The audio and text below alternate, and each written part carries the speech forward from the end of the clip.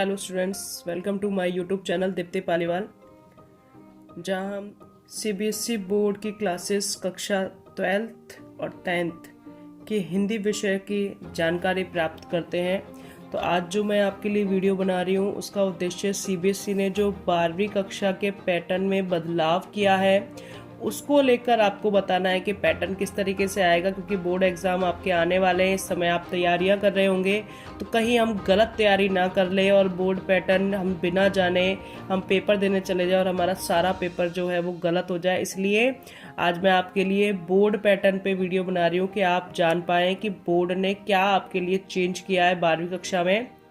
तो बोर्ड ने हिंदी का 10th का और 12th दोनों का चेंज किया है। तो 10th का आंशिक चेंज किया है, थोड़ा सा परिवर्तन किया है, परंतु मुझे दिखता है कि 12th में उन्होंने बहुत सारा परिवर्तन कर दिया है। जहां एमसीक्यूज आपके पास बहुत सारे थे, उन्होंने वहां से एमसीक्यूज को बहुत घटा दिया है। चलिए अब इस तरीके से जानते हैं कि किस तरीके से अंक योजना को सीबीएसई ने बताया है कि किस तरीके से 12वीं कक्षा हिंदी की परीक्षा में अंक योजना तय की जाएगी और आप अच्छे नंबर प्राप्त कर सकें। ये मैंने अंक योजना आपके लिए लिख के बना दी है जिससे आप ढंग से समझ सकते हैं। तो शुरुआत जो है, हमारे 3 खंड है हमारे पास, क, ख और ग। ठीक है, फर्स्ट जो अपने पास आता है वो आता है अपठित गद्यांश और अपठित पद्यांश। 10 नंबर का ही होता था, पर 10 नंबर के में से एमसीक्यूज होते थे, है ना। तो अब इन्होंने जो बदलाव किया है वो ये है कि 4 एमसीक्यूज है, मतलब 4 नंबर के एमसीक्यूज है और 3 क्वेश्चन है 2-2 नंबर के। ठीक है, तो टोटल 4 नंबर रहेगा और 6 नंबर रहेगा और 10 नंबर का ये पूरा अपठित गद्यांश हो गया। और नीचे पद्यांश में भी ऐसा ही किया है इन्होंने कि 4 एमसीक्यूज और यहाँ क्योंकि 3 क्वेश्चन थे, 10 नंबर का है, तो यहाँ 2 क्वेश्चन दिए हैं और 4 नंबर का एमसीक्यूज और 4 नंबर के क्वेश्चन हो गए, 2-2 नंबर के 2 क्वेश्चन है तो 4 नंबर के क्वेश्चन हो गए, 8 नंबर टोटल हो गया। 18 नंबर हमारा खंड क ले रहा है। उसके बाद खंड ख में आ जाते हैं। यहाँ रचनात्मक लेखन फर्स्ट जो आता है अपना रचनात्मक लेखन आता है, उसकी शब्द सीमा 120 है जिसको 6 नंबर दिया गया है। 6 अंक योजना है इसकी, मतलब 6 अंक का यह आएगा।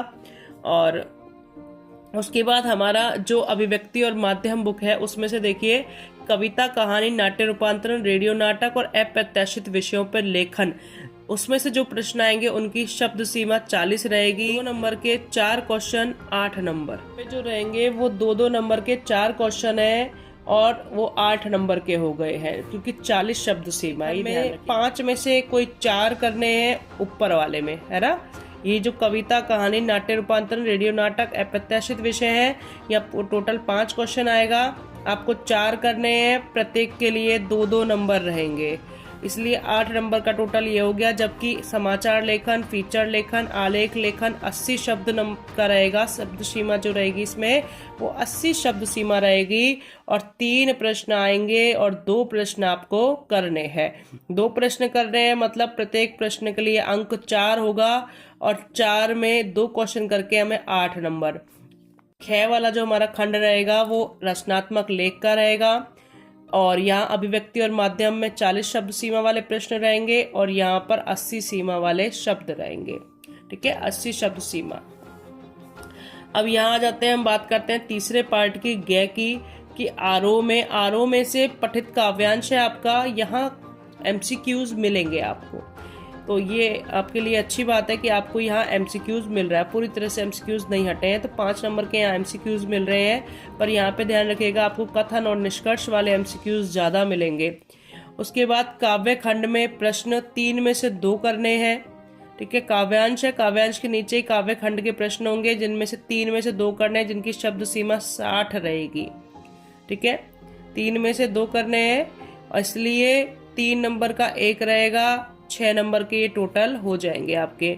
फिर दोबारा काव्य में ही, काव्य खंड में 40 शब्द सीमा वाले 3 में से 2 प्रश्न करने हैं यहाँ पे भी और 2 नंबर उनका रहेगा प्रत्येक का। तो 2 नंबर के 2 क्वेश्चन करेंगे आप, 4 नंबर, मतलब 10 नंबर यहाँ और 5 नंबर का एमसीक्यू, तो 15 नंबर का अपना काव्य खंड। काव्य खंड मतलब कविता वाला, जो आपका तुलसीदास जी हैं उसमें, ठीक है, और हरिवंश राय बच्चन जी हैं, रघुवीर सहाय जी हैं, ये सब उनके मतलब यहाँ आप देखिए कि 6 और ये 4 और 5, ठीक है, ये 15 नंबर का आपका टोटल हो गया कविता वाला खंड।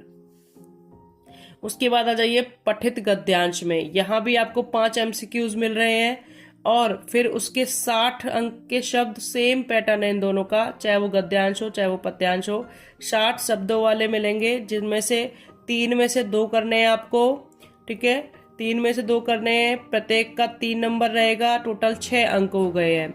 गद्य प्रश्न दोबारा 40 शब्द सीमा वाले, 3 में से फिर 2 करने हैं, प्रत्येक का 2 नंबर रहेगा और 2 प्रश्न करने हैं, इसलिए 4 नंबर हो गए। फिर से ये आपका 15 नंबर का, मतलब 30 नंबर की हमारे आरओ की बुक है, ठीक है, टोटल 30 नंबर की हमारी आरओ की बुक है। उसके बाद आता है वितान। वितान दीर्घ उत्तरीय प्रश्न और विचारात्मक प्रश्न देगा आपको, विचारात्मक, सोचने पर मजबूर करने वाला, ठीक है, कि सोचिए ऐसा नहीं होता तो क्या होता और क्या हो सकता था, उसका प्रभाव उस पर क्या पड़ता है ना।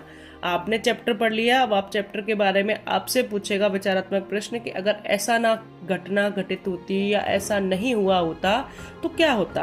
तो ये ध्यान रखेगा, विचारात्मक प्रश्न है, इसलिए शब्द सीमा भी बढ़ गई है, 100 शब्द सीमा हो गई। 3 प्रश्न मिलेंगे, 3 चैप्टर है, 3 ही प्रश्न मिलेंगे और 2 आपको करने हैं। 5 नंबर का एक रहेगा तो 2 क्वेश्चन करने हैं, तो टोटल आपके 10 नंबर के। देखो यहाँ पे फर्स्ट अपना सिल्वर वेडिंग है, सेकंड जूझ है और थर्ड अतीत में दबे पाँव है ना। तो आप सिल्वर वेडिंग और जूझ को तो बहुत डीपली पढ़िएगा, क्योंकि इसमें आपको बहुत सारा ऐसे क्वेश्चंस मिलेंगे जो सोचने पे मजबूर करते हैं कि अगर ऐसी चीजें नहीं घटित हुई होती तो इसका समाज पे क्या प्रभाव पड़ता। अगर कोई गैप पीढ़ी के अंदर, सिल्वर वेडिंग पार्ट की हम बात करते हैं तो हम देखते हैं कि यहाँ पर पीढ़ी के अंतर को दिखाया गया है कि किस प्रकार से 2 पीढ़ियों के अंतर में वैचारिक टकराहट होती है, एक पिता और पुत्र के मध्य में भारतीय और पाश्चात्य संस्कृति को लेकर जो टकराहट है, जो कड़वाहट आने लगी है, जो दिखावे वाली शैली चल रही है, ठीक है, जो सभ्यता, पाश्चात्य सभ्यता चल रही है, उसको यहाँ पर दिखाया गया है, उसको यहाँ पर व्यंग्य का विषय बनाया गया है कि आज की पीढ़ी किस प्रकार से पाश्चात्य संस्कृति की ओर अनायास ही झुकती जा रही है और वह अपने मूल्यों का, नैतिकता का पतन करती जा रही है। जूझ कहानी को जब हम देखते हैं तो हम वह पाते हैं कि किसी के लिए शिक्षा कितनी प्रेरणादायक हो सकती है, वह उस शिक्षा को प्राप्त करने के लिए कितनी कठिनाइयां झेल रहा है, ठीक है, और वह समाज में जो रहता है तो समाज के लोगों की सोच, उनके विचारों को, उनके रहन सहन और ग्रामीण पद्धति को देखने को हमें इस चैप्टर में मिलता है। तो इसलिए जूझ और सिल्वर वेडिंग पार्ट को आप पूरी तरीके से ढंग से पढ़िएगा, इसमें से बहुत सारे आपके विचारात्मक प्रश्न बनते हैं। तो मुझे लगता है आप समझ गए होंगे 12वीं का पैटर्न जो है, जिसको आपको 3 घंटे में हल करना है। तो आप थोड़ा सा आप कमर कस लीजिए, क्योंकि आप जब MCQs निकल गए हैं तो इसका मतलब है आपको 3 घंटे में लिखना ही लिखना है। और खासकर यहाँ तो बहुत मेहनत हो जाती है कि अपठित गद्यांश और पद्यांश के क्वेश्चंस को सॉल्व करने में बहुत टाइम लगता है। तो इसलिए यहाँ पे आप अभ्यास कीजिए। बाजार में इस समय सैंपल पेपर्स होते हैं, आप सैंपल पेपर्स लीजिए और वहाँ से आप उनमें अपठित गद्यांश और पद्यांश का डेली अपना एक पत्र अपना हल करना है आपको, और जिससे आपका अभ्यास बहुत अच्छा हो जाएगा। यहाँ पे आपको क्या करना है कि रचनात्मक लेख के बारे में आप जितना ज़्यादा चीज़ों को पढ़ सकते हैं पढ़ लीजिए। यहाँ रटने की तो बात ही नहीं है, रचनात्मक लेख है, यहाँ आपके विचार हैं उससे जुड़ रहे हैं, आप क्या सोचते हैं यहाँ उनकी बात भी होगी। तो इसलिए आपको यहाँ रटने की आवश्यकता पड़ेगी ही नहीं। हाँ, यहाँ पे आपको ये चीज़ें जो अभिव्यक्ति और माध्यम की जो बुक है, बच्चों को बहुत सारी इन चीज़ों को लेकर दिक्कतें आती कि नहीं याद नहीं हो रहे हैं, तो ऐसा कुछ नहीं है। इन्हें याद नहीं करना होता, इन्हें समझना होता है कि इनके अंदर डिफरेंस क्या है, ये बनते किस चीज़ से हैं, ठीक है। और इससे जुड़ी हुई अगर आपको कोई जानकारी चाहिए तो आप मेरे चैनल पे, मेरे YouTube चैनल पे देख सकते हैं। शॉर्ट्स में इसके बहुत सारे क्वेश्चंस, ऐसे एक्स्ट्रा क्वेश्चंस आपके 12th क्लास के हैं, और अपलोड में है। और यहाँ पे कई जैसे कविता, कहानी, नाट्य, रूपांतरण कैसे होगा, इनके बीच में डिफरेंस क्या क्या है, इनकी परिभाषाएं क्या क्या है, ऐसे भी शॉर्ट्स हैं जहाँ पे मैंने इनके बारे में जानकारियाँ दी हैं। और अगर आप चाहते हैं कि इनमें से और किसी को लेकर मैं कोई वीडियो बनाऊं तो प्लीज़ कमेंट में ज़रूर बताइएगा। और मैं अगर आपकी हेल्प कर पाऊं तो मुझे बहुत अच्छा लगेगा, मैं उसको लेकर ज़रूर कोई वीडियो बनाऊं, इजी भाषा में आपको समझा पाऊं कि आपके एग्ज़ाम्स के लिए आप अपनी बेहतर तैयारी कर सकें। ठीक है, समाचार लेखन, फीचर लेखन, आलेख लेखन आपको लिखना आना चाहिए, क्योंकि यहाँ पे आपको 3 में से 2 करने हैं और 4 नंबर का एक क्वेश्चन है। तो ये स्पष्टीकरण वाला क्वेश्चन है, यहाँ आपको स्पष्ट करना आना चाहिए कि आप क्या लिखना चाह रहे हो। कभी कभार समाचार लेखन में न्यूज़ बनाने के लिए दे दी जाती है, तो आपको ध्यान रखना चाहिए कि ये किस शैली में लिखी जाएगी, किस तरीके से लिखी जाएगी। समाचार लेखन, फीचर लेखन में अंतर पूछ लेते हैं आपसे, तो आप ये चीज़ें देखना चाहते हो तो आपको मेरे चैनल पे आपको इजीली अवेलेबल हो जाएंगी, मिल जाएंगी, आप वहाँ देख सकते हैं। और अगर आपको इस के बारे में कोई और जानकारी चाहिए जो आपको समझ में नहीं आई, या चैप्टर से रिलेट आपको कोई जानकारी चाहिए हो, तो प्लीज़ आप कमेंट में बताएं।